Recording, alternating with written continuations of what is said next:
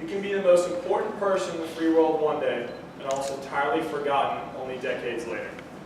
This quote comes from an article from the Washington Post that did a study on how well the general public remembers former presidents of the United States, hopes to find a correlation between their legacy and the actions they took during their presidency.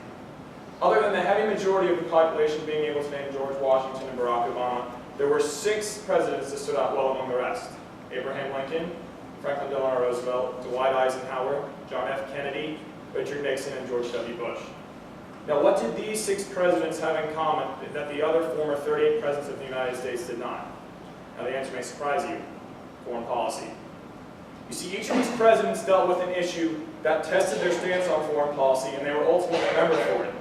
Abraham Lincoln, the Civil War; FDR, World War II; John F. Kennedy, the Bay of Pigs invasion in Cuba; Richard Nixon, the first president to visit China; Dwight Eisenhower, ended the war in Korea; and George W. Bush, the ever so famous debacle that was the involvement in Iraq and Afghanistan.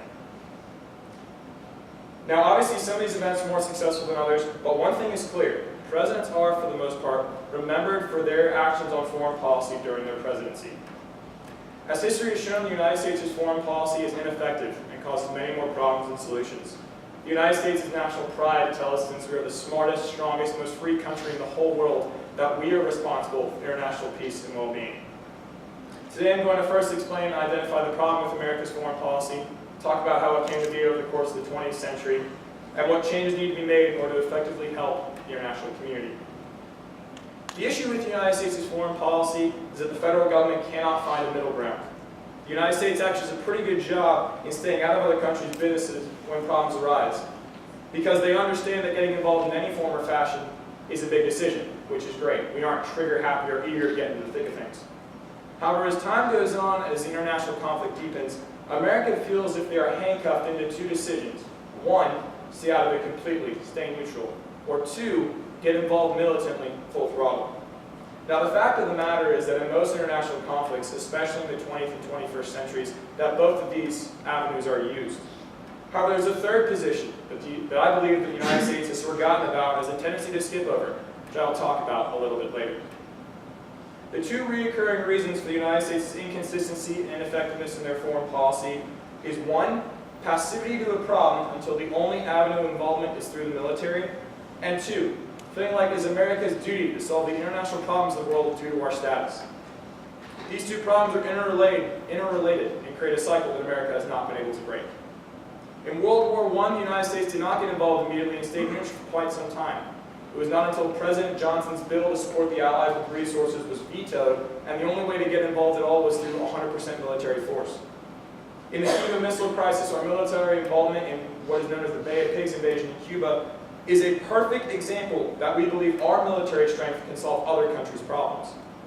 In the Second Persian Gulf War, the United States was blind to the growing tension that was going on in the Middle East and the anti-America propaganda that was arising after our support of Iran, which spurred ever so controversial involvement in Iraq and Afghanistan. A Huffington Post article explained the role of passivity in America's foreign policy perfectly, saying, and I quote, "In this country, we tend to look at foreign problems in a military way. And a lot of the reason is because we don't really get involved in crisis very often until it becomes an overwhelming problem and there's almost nothing left to do except use military force." This statement also goes on to cite Kevin Gustolza, who's an investigative journalist for the CIA, who, and I quote, puts the total U.S. war count at 74. These are mostly unannounced and undeclared wars against enemies that have different aspirations, strategies, and ideologies different from the United States. In the past 15 years, I believe the United States has actually overcompensated and is afraid to pull the trigger in international matters. Unfortunately, in today's age of terrorism, emergencies arise across the globe all the time, causing countries to come together immediately in any form or fashion necessary. Many would argue, myself included, that one of the best ways the United States could help in any international conflict is through the military. But I would argue that they are not comfortable when we don't involve the military, we shy away, and we have to help with our non-military support. This passivity is and will continue to be detrimental to international world peace if not addressed and corrected. The second cause of America's inconsistency in foreign policy has to do with something that we are never, ever, ever short of: national pride. As the lyrics go, we are all proud to be Americans, and that has helped us through many major challenges in this country to this day. But that pride can easily become arrogance, as we can claim ourselves as the greatest country in the whole world, when in the fact of the matter is, we're not. We believe that we can do anything, nothing can stop us, we understand everything, there's nothing we can't do, but in reality, we couldn't be farther from the truth. After all, the numbers never lie.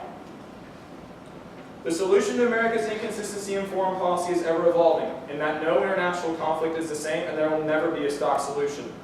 However, when we look back on history and analyze the similarities between America's success in foreign policy, we find three recurring themes: humility, acceptances of differences, and the concept of mutual gain. In nearly all of these successful cases, the United States recognized the limits to the U.S. leverage and adjusted its original goals in order to win international support and eventually reach mutually beneficial agreements. The foreignpolicy.com article referenced earlier also ties America's success to a, and I quote, willingness to work with authoritarian regimes whose values and governing principles differ from America's, instead of imposing a lot of onerous principles before getting down to serious talks. The United States need to humble themselves and truly understand what is needed in order to successfully handle international matters correctly, realizing that it is not selfish to stay uninvolved if America does not mutually benefit from the situation, and understanding that trust and teamwork are essential to success.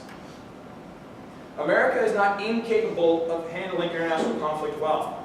America was the catalyst in establishing the nation of Israel and easing the tensions in the Gaza Strip. America proposed and enforced nuke regulations on Vladimir Putin of Russia, not allowing him to send his overflow nukes to the Middle East. No country has sent more people, resources, and supplies to the continent of Africa in hopes to find a cure and increase the patient well-being of HIV/AIDS patients. These are all examples of assistance that the United States has exemplified and is more than capable of utilizing, but are pushed aside for an all-or-nothing approach in times of emergency. I do not believe the United States is blind to or has forgotten about this third option of non-military support when dealing with international matters. However, I would argue that the United States is very uncomfortable with it. America is a very type A country, and it wants to do all that it can as soon as possible, regardless of whether we are directly involved or not. With all the money that's spent on our military, we are very confident in the size, strength, and influence that our 5 branches have, which is totally understandable. However, as history has shown, there are many situations where the United States' involvement in international conflict does not involve the military, in which we need to gain a growing comfort with in order to better help the international community. As history has shown, the United States' foreign policy is ineffective, causing many more problems than solutions. The United States' national pride tells us we have to play the role of an international police officer because we are the smartest, strongest, most free country in the entire world. With 2016 being an election year, we are responsible. It is our duty to not only get out there and exercise our right to vote, but also to be knowledgeable about the issues that affect our country, including foreign policy. So as the race to the White House narrows and the election draws closer, I urge yourself to ask yourself one question: what will our next president's legacy be? Because as history has shown, it will most likely depend on foreign policy.